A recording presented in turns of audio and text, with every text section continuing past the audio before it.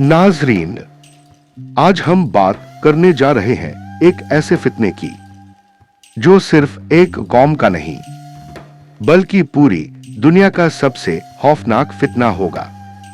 ये फितना है याजूज और माजूज का। ये वो नाम है जो सदियों से इंसानी ज़हन को हिलाकर रख देते हैं, जिनका जिक्र कुरान में भी है और जिनका बयान रसूल अल्लाह ने अहादीस में फरमाया।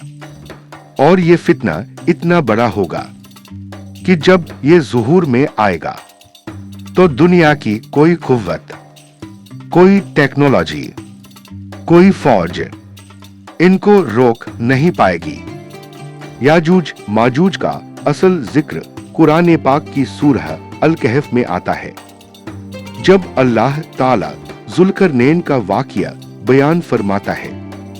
जुल्करनैन एक ऐसे बादशाह थे जिन्हें अल्लाह ने इल्म भी दिया, कुदरत भी दी और जमीन के बहुत से इलाकों पर हुक्मरानी भी।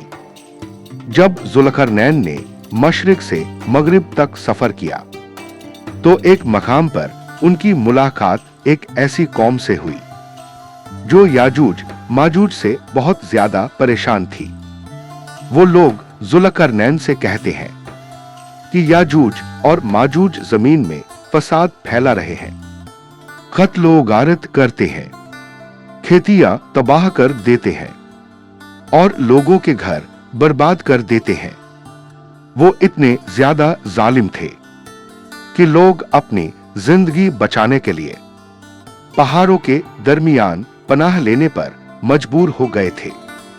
जुल्करनैन ने उनकी मदद के लिए दो पहाड़ों के दरमियान एक अजीम दीवार तामीर की, जो लोहे और पिघले हुए तांबे से बनाई गई। अल्लाह फरमाता है कि याजूज माजूज ना उस दीवार को फांद सकते थे, ना उसमें सुराह कर सकते थे। और जुल्करनैन ने कहा कि जब मेरे रब का वादा पूरा होगा तो ये दीवार खुद ब खुद टूट जाएगी। और यहीं से याजूज माजूज का राज और भी गहरा हो जाता है।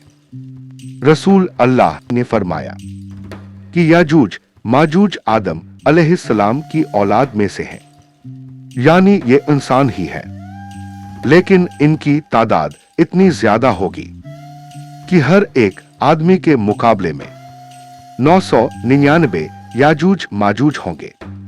सोचिए, इंसानी आबादी का अंदाजा लगाइए और फिर याजूज माजूज की तादाद का तसव्वुर कीजिए। अहादीस के मुताबिक ये लोग जिस जगह से गुजरते हैं वहां का पानी पी जाते हैं, यहां तक कि झीलें और दरिया सूख जाते हैं। ये लोग हर चीज खत्म कर देते हैं, खेती, जानवर, इंसान, यहां तक कि कुछ रिवायत में आता है कि ये आसमान की तरफ तीर चलाकर कहते हैं, हमने जमीन वालों को भी मार दिया और आसमान वालों को भी। और जब तीर वापस आता है तो अल्लाह उस पर खून लगा देता है ताकि ये और ज्यादा मगरूर हो जाए। याजूज माजूज का ज़ुहूर क़यामत की बड़ी निशानियों में से एक है। और ये ज़ुहूर कब होगा? जब दज्जाल का फितना खत्म होगा। हजरत ईसा अलैहिस्सलाम जब दज्जाल को कत्ल कर चुके होंगे, तब अल्लाह उन पर वही नाजिल करेगा कि मैंने अपने बंदे छोड़ दिए हैं जिनसे तुम लड़ नहीं सकते। और वही बंदे याजूज और माजूज होंगे। हजरत ईसा अलैहिस्सलाम अपने मोमिन साथियों के साथ पहाड़ों पर पनाह लेंगे और अल्लाह से मदद की दुआ करेंगे। याजूज माजूज इतनी तेजी से फैलेंगे कि पूरी दुनिया उनसे भर जाएगी।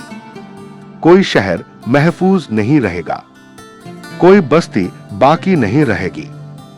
इंसानी कुदरत बिल्कुल बेबस हो जाएगी।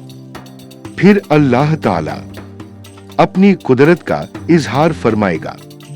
अल्लाह एक छोटी सी मखलूक भेजेगा जो याजूज माजूज की गर्दन में बीमारी पैदा करेगी, और सुबह तक ये सारी की सारी कौम एक ही रात में मुर्दा हो चुकी होगी। उनकी लाशें इतनी ज्यादा होंगी कि जमीन से बदबू उठने लगेगी। हजरत ईसा अलैहिस्सलाम फिर अल्लाह से दुआ करेंगे और अल्लाह बारिश भेजेगा जो जमीन को धोएगा और उनकी लाशों को समंदर में बहा देगा।